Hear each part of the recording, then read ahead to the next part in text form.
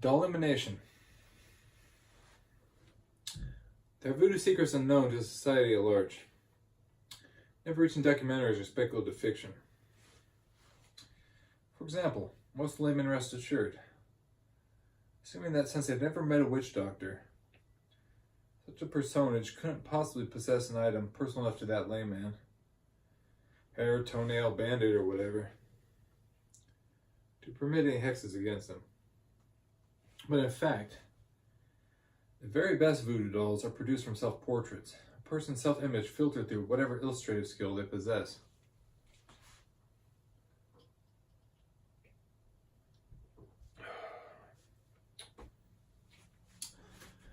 Unfortunately for Bradley Clark, he learned of that voodoo secret from a haggish Starbucks patron. We took offense when we opted not to sign our Outhrust comic book, The Unspooling Issue 8, which he'd written and illustrated some years prior. In Bradley's defense, the woman had clumsily bumped his table and toppled his cappuccino, and he was frantically napkin-dabbing his slacks when the comic materialized from the depths of her Burberry backpack. "I'm a fan of your work," the woman assured him. Still, he waved her away. He'd been getting recognized often lately. It was annoying. "Get lost, you old bitch," he grunted, taking no small measure of joy as he watched her face crumple into a downcast expression, one incongruous with the psychedelic shawl that she wore.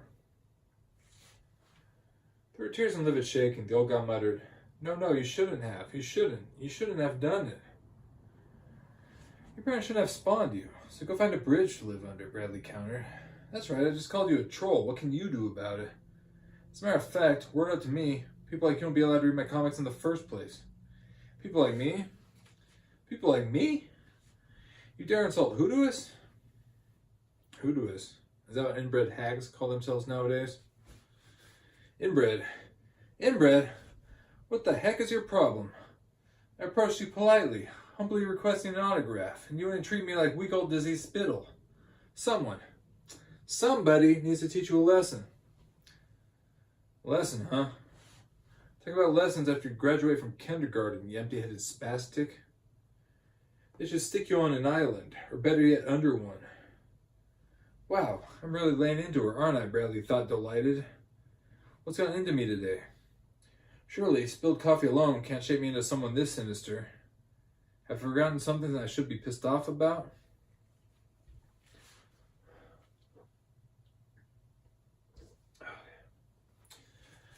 Seemingly shrinking 2 inches, the elderly lady flung her entire physicality into a quivering tirade, a finger-waving string of invectives.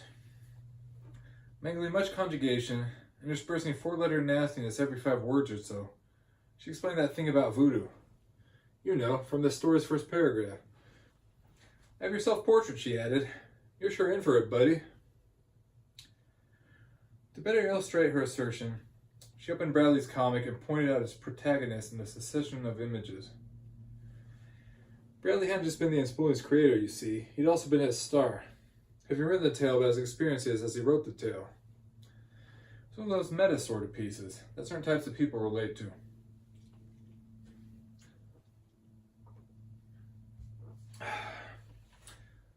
Unfortunately for Bradley, those kinds of fans didn't mesh well with him in public.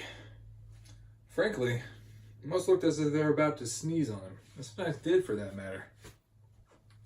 Often, they'd demand to take a photo with Bradley, even though he hated to be photographed, due to that wart on his cheek that resembled a nipple. Never were they voluptuous groupies, or even related to any.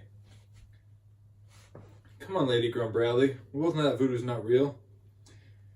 You're only degrading that issue's value, when it's very fine to begin with tops. I'm gonna curse you, boy. Curse you bad. Real bad curse. Then I'm gonna tell my online hoodooist group all about it. Best believe." Online hoodooist group? Online hoodooist group? Lady, I thought those Sarah McLachlan animal cruelty videos were the saddest thing I ever saw. Then you came into my life. I tell you, my soul weeps. "Soul?" she yelped. "Soul, sir? Your soul is curdled. In fact, say goodbye to your soul. It's mine." Yeah, she looks like she's about to sneeze, all right, Bradley thought. Mine, the woman shrieked before thundering right out of the Starbucks. Hers, Bradley laughed to make his way to the counter to obtain a coffee to go. He decided to throw his slacks the very instant he got home. It better help him forget the encounter.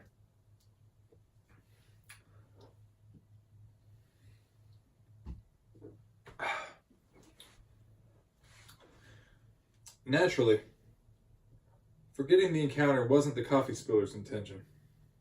Matilda Greaves was her name. Fuming was her mentality, inundated by recollections of past insults, the sort that had shaped her into a hoodooist to begin with. Powered on her MacBook, she announced, "I'll show him, yes, yes. I'll make every second of every minute of his everyday agonize." The unspooling fooled me good. I actually thought Bradley asshole Clark to be a kindred spirit.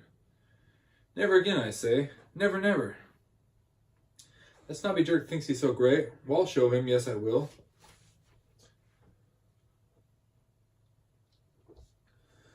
With her laptop's built-in webcam, Matilda recorded a simple how-to video, which she immediately uploaded to her Hootist group's website.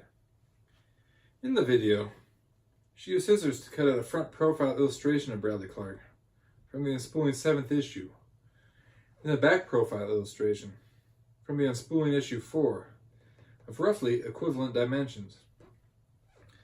She then traced both onto canvas, cut it carefully, and sewed everything together, stuffed with yarn.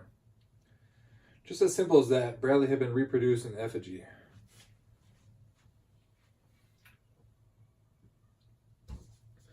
In closing, Matilda snarled at the webcam and exhorted, "This comic book bastard mocked us, my sisters.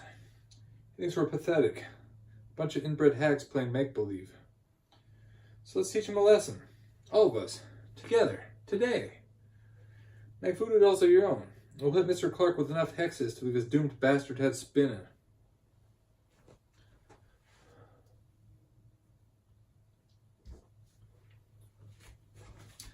As dozens of her web chums placed same-day delivery orders, or busily bustled their way to comic book dealers, Matilda took her Bradley doll for a spin. First, she made the thing do the splits. And lo and behold, in another part of the city, Bradley found himself plummeting painfully upon his testicles, legs pointed eastward and westward. Shrieking, he rolled onto his side, only to find his left foot flying into his face over and over. "What's happening?" he wailed.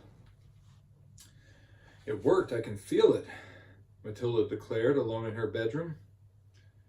Frankly, the power she felt coursing through her body aroused her sexually.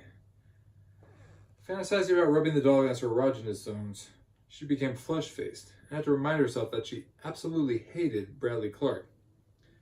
Palpitating, she decided to take an especially lengthy cold shower.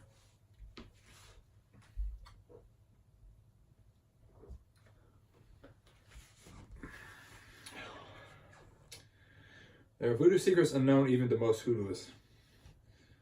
Prime amongst them is the effect that multiple voodoo dolls have on their subject. I mean, how many people are deemed so reprehensible that they garner drastic measures from not just one, but multiple hexers? That percentage is so infinitesimal, it was previously unheard of. While Matilda showered, the first of her confreres completed her own Bradley doll. The very moment that she finished sewing the thing together, an astounding process commenced. Seated in his kitchen, with an ice pack on his scrotum, Bradley felt himself being tugged by an invisible force. "Ah!" he hollered, gritting what felt like too many teeth, assailed by a splitting headache. Oh. I was exchanging stature for breath, he thought, shrinking and widening. Arms sprouted from his neck. His genitals doubled, as did his legs. His vision temporarily dilated as he fell off of his chair while remaining seated. Due to an inexplicable binary fission, there were now two Bradley Clarks, each half the size and weight of the original. Even his clothing, jeans, and an Indian jewelry shirt, the one with the drippy lips, had doubled and shrunk, though the ice pack remained singular. "What the hell is this?" both Bradleys asked synchronized. Then, suddenly, the floored Bradley was slapping his own face with alternating palms, whilst the other Bradley watched quite perplexed. And even as that occurred, flesh began to stream from both his self-slapping and seated selves. Amalgamating, it formed a third Bradley, the same size as those two, who had shrunken.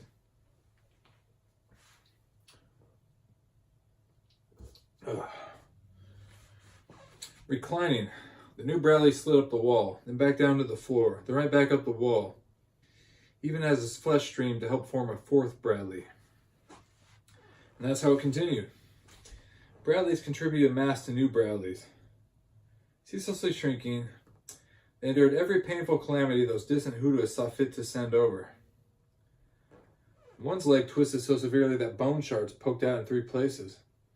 Another found himself blinded as both his eyes imploded. A few danced without rhythm, or leapt far higher than they ought to have. Soon the kitchen was filled with Bradleys, which was when the deaths began.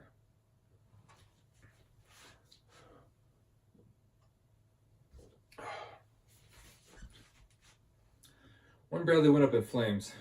Another endured a waterless drowning. 4 strangulated themselves purple-faced. Bradley spun his head off his shoulders while dancing a jig. Another's crumpled into a ball hardly recognizable as human. Replicated shrieks filled the residence, which might have reached the ears of 911 dialing neighbors, running home from work at the time.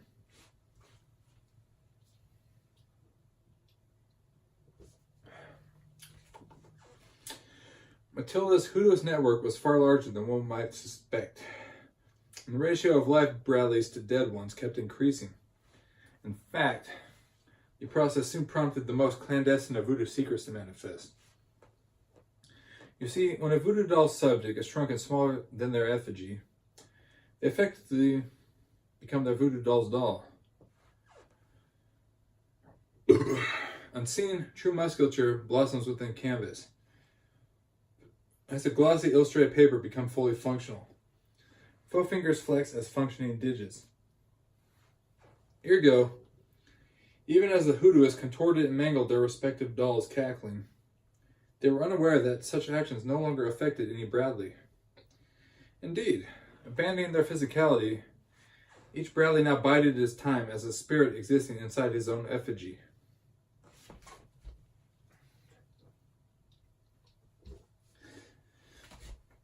Each would wait until their hexer was vulnerable, sleeping, reading, or otherwise distracted.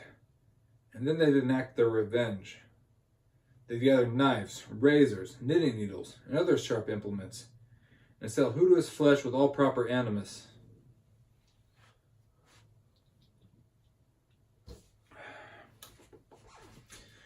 The original Bradley doll trudged toward a bathroom, where in a shower Matilda was towering herself dry. Awkwardly, he clutched a pair of scissors, which he discovered beneath her living room sofa. I'll give that old bitch her autograph after all, he thought, grinning paper lips. I'll carve it in permanent and see how she likes it.